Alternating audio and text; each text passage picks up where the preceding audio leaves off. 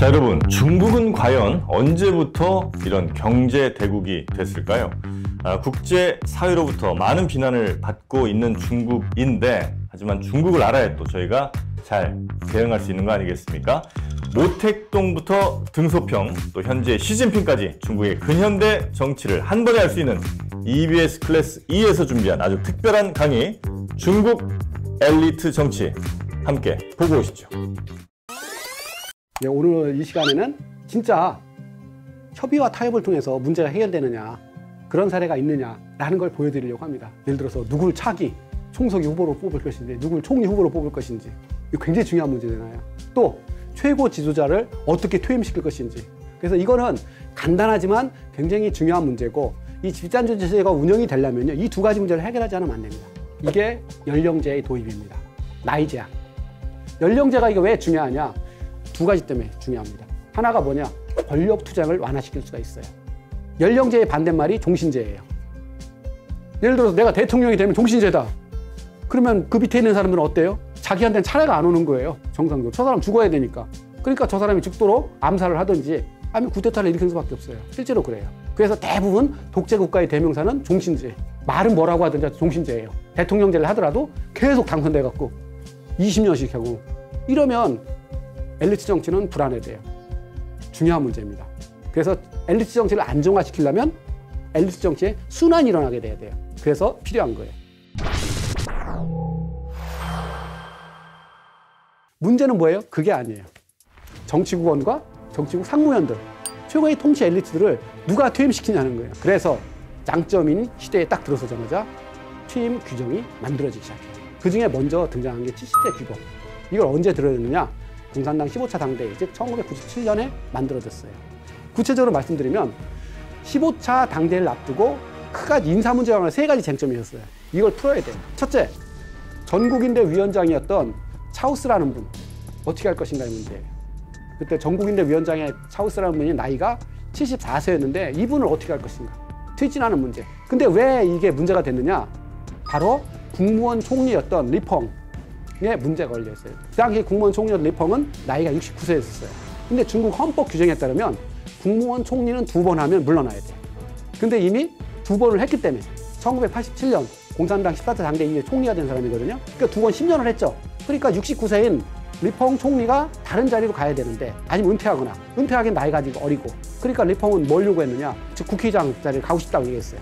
근데 그 양반이 거기 가려면 차우스 위원장이 거기서 물러나야죠. 어떻게 할 것이냐. 이게 첫 번째.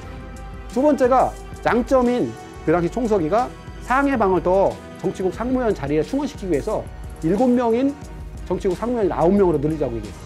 이게 두 번째 이슈예요. 세 번째 쟁점은 뭐냐? 그 당시까지는 현역 군인이 정치국 상무위원이었어요. 그 당시 어떤 분이 류화칭이라는 분인데요. 나이가 굉장히 많아요. 이 양반은 누구냐? 덩샤핑 유명한 사람. 장점이 유명한 사람이 아니에요. 장점이보다 나이도 많고 경력도 더 많아요. 그럼 왜 유명하는지 금방 알겠죠? 덩샤핑 군권을 넘기면서 안전장치를 만들어 놓은 게 류화칭이라는 사람이에요. 이거에 대해서 이제 총석이었던 장점에는 나름의 구상이 있어요. 첫 번째, 전국인대 위원장은 리펑한테 넘기도록 하자. 그리고 그렇게 하려면 차우스 위원장을 퇴임하도록 하자. 이게 첫 번째 아니에요. 만약 차우스 위원장이 버티면, 버틸 수도 있어요. 막상 버티면 방법이 없어요. 어떻게 할 거예요? 그러면 없어진 공산당 중앙 주석 자리를 만들어서 장점인 본인이 주석에 취임하고 리펑 총리한테 부주석을 주자. 이게 이제 제안이었었어요. 두 번째, 구인제 정치국 상무위원을 하자. 그래갖고 상하이방, 자기가 상해에서 같이 일했던 사람들, 뭐 우방과라든가 띵광과에 몇 사람이 있어요. 그 사람을 더 넣자. 그래서 구인제로 하자. 그러면 이제 장점인 세력이 절대 다수를 차지하거든요. 이렇게 하려고 했던 게. 세 번째로는 현역 군인 계속 두자. 그래갖고 대신 유아칭이라는 분은 은퇴하고 대신 자기가 임명한 현역 군인이면서 중앙군사의 부주석이었던 쯔하오티엔과 짱완옌이라는 분이죠. 두 분을 올리자. 이렇게 해서 자기의 보관을 갖고서 협상에 들어간 거예요. 문제는 뭐냐? 다른 지도자들이 반대하기 시작하는. 이 중에서 유일하게 찬성했던 사람 하나밖에 없어요. 누가 찬성했겠어요? 리펑. 그럼 나머지는 다 반대해버렸어요. 차우스, 류아칭 다 반대했어요. 못하겠다. 이거는 완전히 자기들을 물러가게 해놓고 장점인 세력이 다 장악하겠다는 거 아니냐, 이렇게 된 거예요. 그래서 당대회가 개최되는 중간에 정치국 확대회의를 열었어요. 여기서 확대회의라는 뜻은 무슨 뜻이냐면 정치국원과 정치 원료가 내지 혁명 원료가 같이 참여하는 거예요. 그래서 회의를 열어서 장점인이 선제적으로 얘기했어요. 자신을 포함한 모든 70세 이상자들은 다 은퇴하자. 장점인도 그 당시에 71살이었었어요. 그러자 혁명 원로였던 보이보라는 사람이, 보이보는 보시라의 아버님이에요. 굉장히 오래 살았어요. 이 보이보라는 사람이 중재안을 내놔요. 딱. 저는 장점인과 이미 사전에 얘기가 다 됐다고 봐요. 어떻게 중재안을 내느냐? 장점인 동지는 유임시킨다. 이렇게 얘기해요. 왜 그러냐? 첫째, 1990년 10월에 장점인 총서기가 미국을 방문하게 돼 있어요.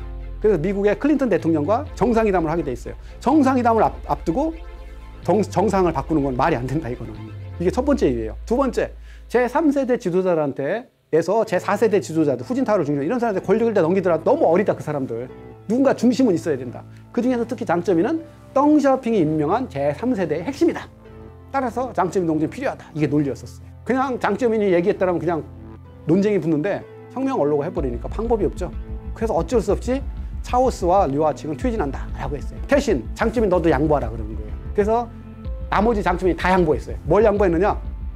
공산당 심리적 당대, 즉 5년 후에 열리는 공산당 당대에서 장점인은 모든 직위에서 물러난다.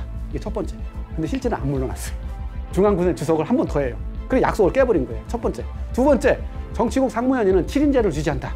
상하이방 더하기에서 9인제 안 간다. 7인제. 세 번째, 장점인이 추천한 4명의 정치국 상무위원 후보는 전원 포기한다. 네 번째, 차우스의 후임으로서는 차우스가 임명한 사람을 정치국 상무위원으로 임명한다. 마지막으로 군은 더 이상 정치국 상무위원회 아니다. 대신 정치국원에 임명한다. 이렇게 해갖고 류아칭과 차우스가 물러나는 조건으로 장점인이 제안했던 모든 걸 다 포기하는 협상이 결국 합의가 된 거예요. 장점인을 제외한 나머지는 전원 은퇴하는 70세 규범이 도입되어 있습니다. 결국 이렇게 해서 연령제 도입을 평가한다면요, 파벌 정치의 산물이고 엘리트들의 합의의 산물이에요. 만약 저게 안 이루어져서 무슨 일이 벌어졌을까요? 파벌 간의 대립으로 인해서 파국이 돼요. 심각한 겁니다. 그걸 면한 거예요. 이게 바로 이제 집단 지도가 이런 식으로 협의와 타협을 통해서 운영됐다는 하나의 사례가 된 거예요.